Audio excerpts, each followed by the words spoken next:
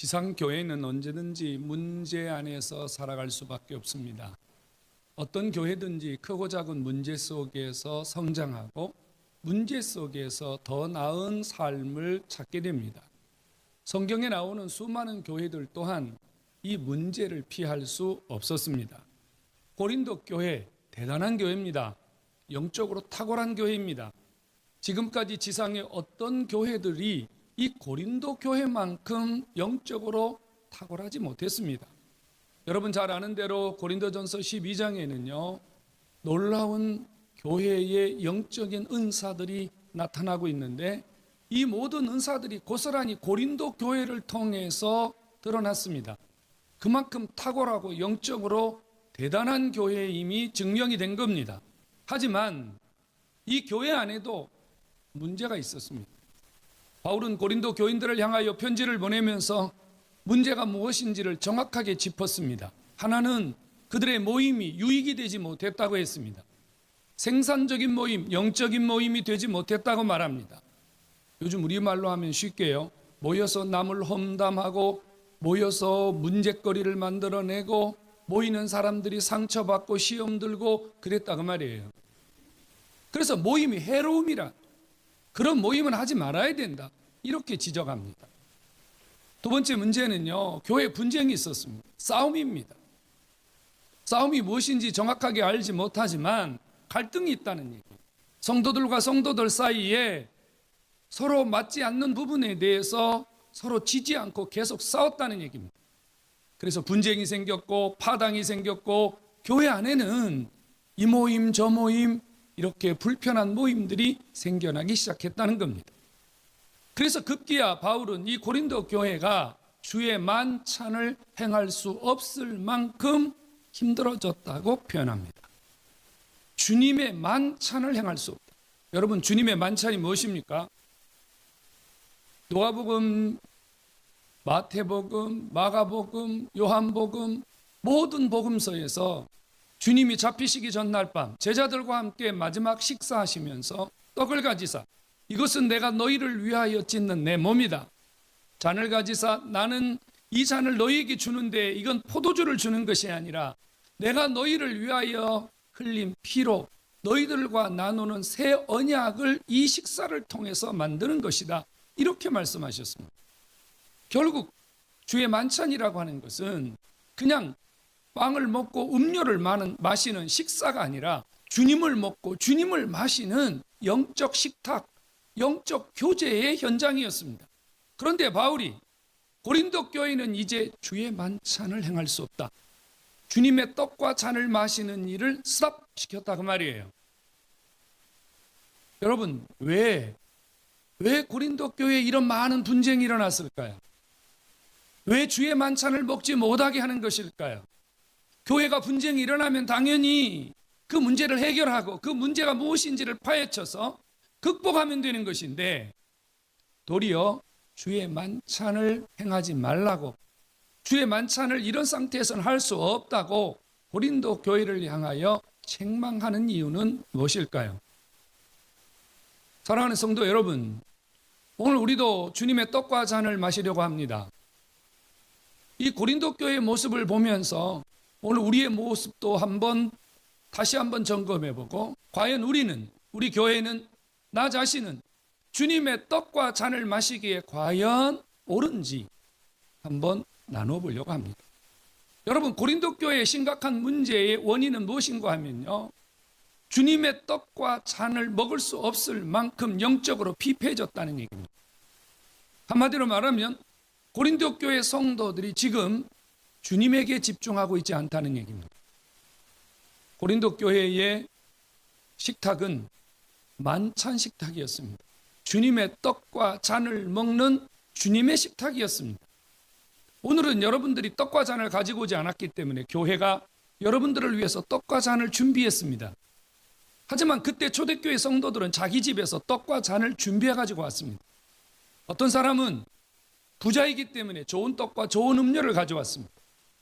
어떤 사람은 그저 자기가 평상시에 먹던 떡과 음료를 가져왔습니다.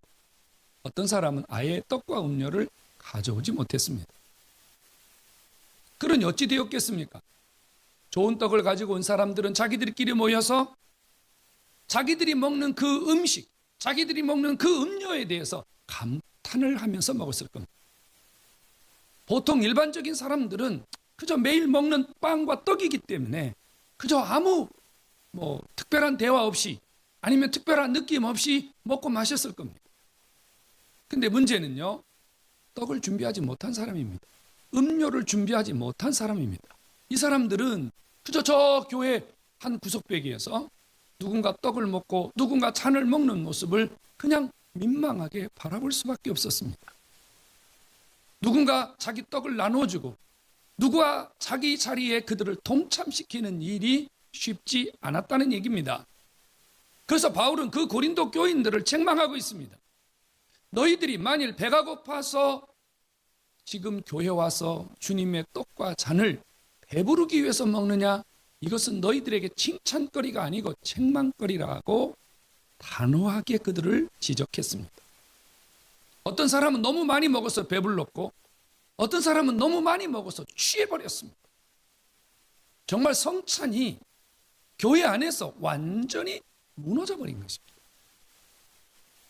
그래서 바울은 성찬이 무엇인가를 바로 세우기 위해서 주님의 떡과 잔을 먹는 일을 잠시 그들로 하여금 스탑을 시킨 것입니다. 여러분, 주의 만찬이 무엇입니까?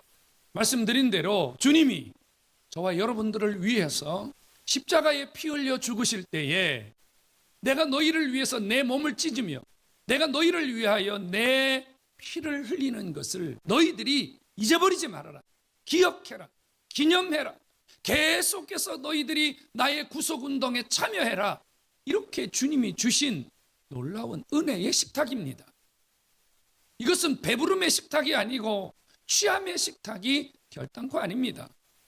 그런데 고린도 교인들은 주님에게 집중하지 않았고 먹는 일에 집중했습니다. 자기가 어떻게 이 식탁에 참여할 것인가를 살피지 아니하고 그저 사람들과 나누는 그 먹고 마심의 식탁 자체에 너무 많이 취해버려서 자기 자신이 왜 이 식탁을 대해야 되는지조차 잊어버렸다는 말입니다.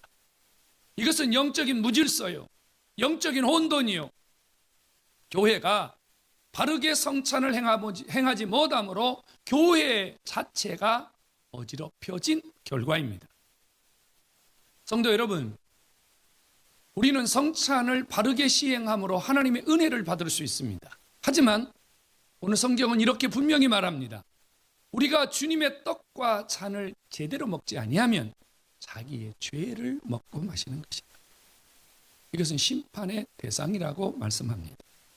그럼 우리가 어떻게 성찬을 대해야 됩니까? 첫 번째는요, 합당하게 먹고 마셔야 된다고 가르칩니다. 합당하다는 말은 두 가지를 의미하는 겁니다. 하나는 성찬이 무엇인지를 제대로 알아야 된다는 겁니다. 이제 오늘 저가 여러분들에게 떡과 잔을 나누어 드릴 것입니다. 그것은 아주 작은 카스테라입니다. 그것은 아주 작은 음료입니다. 아마 여러분들의 목을 축이기에도 충분하지 않을 분량입니다.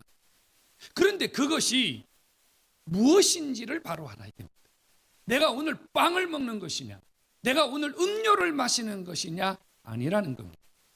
이것은 주님께서 나를 위하여 찢어주신 몸을 기념하는, 그분을 기억하고 그분을 새기고 그분의 의미를 내 안에 다시 한번 받아들이는 신앙 고백임을 알고 떡을 먹고 잔을 마셔야 성찬을 바로 알고 합당하게 받는 것입니다.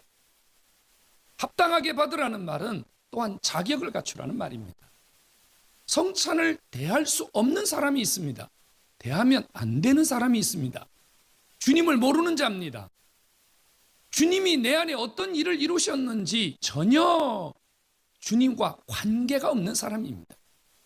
주님을 느끼기보다는 빵 맛을 느끼는 사람이요, 주님의 십자가의 구속을 느끼기보다는 포도주의 맛을 느끼려고 하는 자들은 이 성찬에 참여할 수 없습니다. 자격 미달입니다. 그래서 성경은 우리에게 분명히 이렇게 말합니다. 자기를 살펴야 된다고 말입니다. 자기를 점검해야 된다고 말입니다. 두 번째는요, 이 떡을 먹기 전에 자기가 이 떡을 먹어도 되는지 분별하라. 주의 떡을 분별하지 못하고 먹고 마시는 자는 이렇게 말했거든요. 분별이라는 말입니다. 이 분별이라는 말은 무슨 뜻이냐면요, 의심하다라는 뜻입니다. 의심하다라는 뜻입니다. 자, 여러분 중에 이런 분이 계실지 모르겠어요. 여러분들에게 우리 장로님들과 함께 떡을 나누어 드릴 텐데 아마 어느 분이 이럴 거예요. 저 작은 카스테라 한 조각이 과연 나에게 무슨 효력이 있을까? 무슨 의미가 있을까? 내가 저걸 먹은 것과 안 먹은 거의 차이가 뭘까? 아마 이런 많은 의구심이 일어난 분들이 계실 겁니다. 저 아주 작은 잔에 잠겨있는 포도주 한 모금도 안 되는 저 음료가 과연 내 영에, 내 삶에 어떤 유익이 될까? 이런 생각을 가지시는 분이 분명히 있을 것입니다. 그것은 의심입니다. 그렇게 하지 말라고 하는 겁니다. 그런 의심이 들고 그런 마음 때문에 저 잔과 저 떡을 먹는 것이 여러분들에게 어떠한 영적인 의미나 믿음이 여러분들을 저 떡을 먹게 하지 않거든 먹지 말라.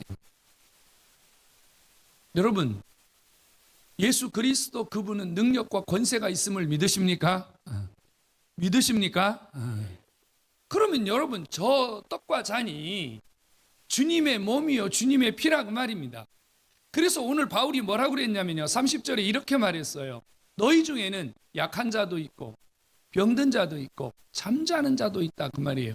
이건 무슨 말이냐면요, 주님의 떡과 잔을 먹어야 될 이유를 말하고 있는 거예요. 하나님의 교회가 주의 떡과 잔을 먹어야 되는 이유가 뭐냐면, 교인들 중에 약한 자들이 있단 말이에요. 약한 자들의 소망이 뭐예요? 약한 자들의 기대가 뭐예요? 약한 자들이 바라봄이 뭐예요? 강해지는 거예요. 어떻게 우리가 강해져요? 우리의 믿음 없는 약함, 우리의 시련의 약함, 우리의 마음의 부족함의 약함, 이런 약함들이 어떻게 우리가 강해지냐 말이에요. 하나님은 교회가 주님의 떡과 잔을 나누어 주고 성도들은 그 떡과 잔을 합당하게 받을 때, 분별하고 받을 때, 의심하지 않고 받을 때, 믿음으로 받을 때, 이 떡을 먹는 자, 이 잔을 마시는 자가 약함에서 강하게 되는 아버지의 권세가 있음을 믿으시기를 축원합니다. 하나님은 이 성찬을 통해서 여러분들의 약한 것을 강하게 만들어 주신다고 말이에요. 또 하나는요, 이사야는 예수님의 고난을 이렇게 표현했어요. 그가 채찍에 맞고 그가 찔림으로 우리가 나음을 입었다. 그러시면서 뭐라고 얘기했죠? 그가 찔림은, 그가 상함은 우리의 죄악을 인하며 우리의 질병을 인하며, 그래서 그분이 채찍에 맞고 그분의 피 흘리심을 통해서 우리가 나음을 입는다. 나음이라는 게 뭐예요? 치유입니다. 회복입니다. 그렇다면 주님은요, 이 떡과 잔이 의심하지 않고 믿음으로 먹고 마시는 자에게 어떠한 질병에서든지 하나님이 그를 치유해 주시는, 마음의 병이든 육신의 병이든 영적인 병이든 하나님이 그를 고쳐주시는 능력이 이 잔과 피에 있음을 믿으시기를 축원합니다. 그러므로 여러분들이 이 떡과 잔을 믿음으로 먹으면, 믿음으로 마시면 여러분에게도 이 시간 성령께서 이 놀라운 은혜를 통해서 여러분을 고치시고 회복시키심도 믿으시기를 주의 이름으로 축원합니다. 잠자는 자들이 있다고 말합니다. 잠잔다는 말은 무슨 말이냐면요, 혼돈이라는 뜻입니다. 혼돈이요, 혼돈. 예수가 누군지, 복음이 뭔지, 어떻게 살아야 되는지, 그 다음에 무슨 일을 하면서 살아야 되는지, 이 마음에 아주 막 흑암처럼, 혼돈처럼, 실타래가 얽힌 것처럼 막 속에서 이런 불편함을 겪는 자들이 있는데, 이런 사람들이 좀 일어나야 된다는 거예요. 깨어나야 된다는 거예요. 뭔가 빛이 보이고 소망이 보이고 앞길이 보이고 미래가 보여야 되는데, 그 일을 누가 하시느냐? 주님이 이 떡과 잔을 먹는 자에게 그런 혼돈의 잠에서 깨어나서 자기의 삶을 보고 자기의 미래를 보고 자기의 문제를 해결할 수 있는 참된 지혜와 능력을 주심도 믿으시기를 축원합니다. 그러므로 우리에게 제일 중요한 건 뭐냐면요, 저 카스테라나 저 음료 자체가 그저 작은 빵 조각과 작은 음료에 불과한 것이 아니라 오늘 주님이 나를 살리고 나를 일으키고 나를 고치시기 위해서 찾아오시는 주님 자신임을 믿을 때, 그리고 그것을 믿음으로 받아들일 때 여러분들이 그 역사의 주인공임을 믿으시기를 축원합니다. 성찬은 주님의 임재입니다. 주님의 임재입니다. 성찬은요 1대1의 관계에서 이루어집니다.